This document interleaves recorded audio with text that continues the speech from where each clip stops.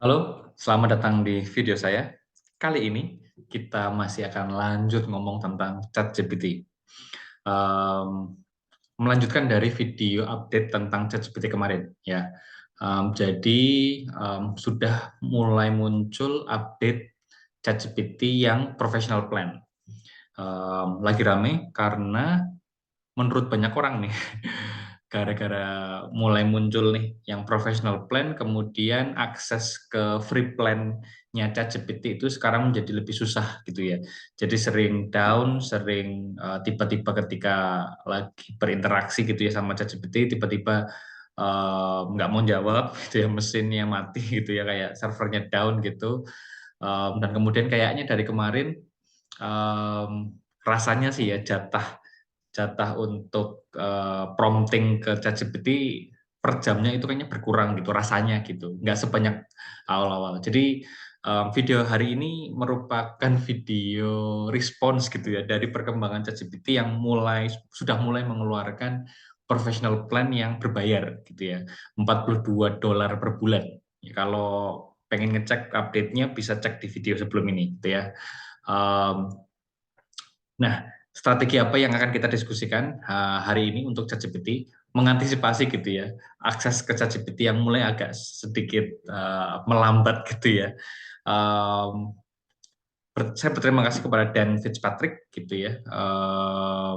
Dari sharing-sharing beliau di Twitter ada beberapa sharing yang menurut saya menarik dan bisa kita ambil sebagai sebuah strategi gitu ya untuk membuat uh, apa yang kita kerjakan di ChatGPT itu semakin lebih efektif gitu.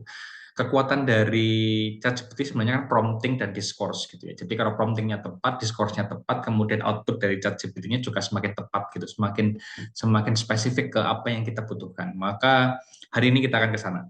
Jadi teman-teman akan saya perkenalkan dengan strategi yang dibuat oleh Dan Fitzpatrick ini gitu. Namanya prep prep gitu. Jadi kalau Dan ngomongnya prep ini, strategi prep ini digunakan untuk ketika kita meminta bantuan ChatGPT untuk menjadi personal coach kita gitu. Secara spesifik untuk personal coach. Tapi bagi saya prep ini juga bisa kita gunakan untuk konteks yang lebih luas, konteks yang lebih general gitu. Kita lihat yuk.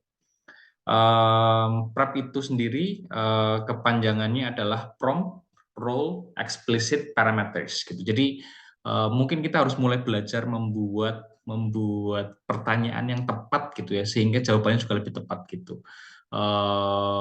Kita ulangi, prep, P, prompt, R, role, E, explicit, P, parameters gitu ya.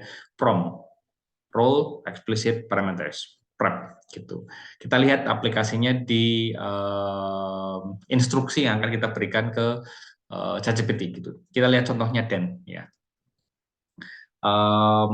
Dan menggunakan strategi ini untuk meminta bantuan ChatGPT untuk jadi personal coach gitu. Jadi kayak kayak pelatih pribadi gitu, kayak yang bisa memberikan suggestion. Tetapi prep ini bisa kita gunakan untuk banyak konteks. Teman-teman nanti silakan olah, tetapi strategi awalnya seperti ini. Jadi nanti kita akan lihat gitu. Yang jelas yang pertama, kita ngasih prompt. Promptnya apa gitu? I'm going to ask you some question on my career gitu. Jadi I'm going to ask you to apa gitu. Dikasih promptnya dulu, dikasih perintahnya dulu. Perintahnya ngapain gitu ya.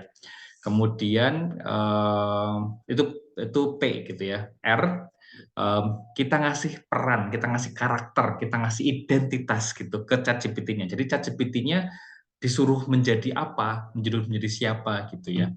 Misalkan kita lihat contohnya si Dan gitu ya. Promptnya si Dan adalah I'm going to ask you some question on my career. Kemudian role-nya you are an inside careers advisors who knows the job market very well. You are realistic in your approach to careers advice and you steer away from careers that don't generate much income gitu. Role-nya bisa macam-macam. Bisa jadi dosen pembimbing akademik gitu, dosen pembimbing skripsi misalkan kalau mau minta bantuan untuk nyari topik skripsi, bisa untuk nyari kalau apa namanya uh, bimbingan tesis gitu ya.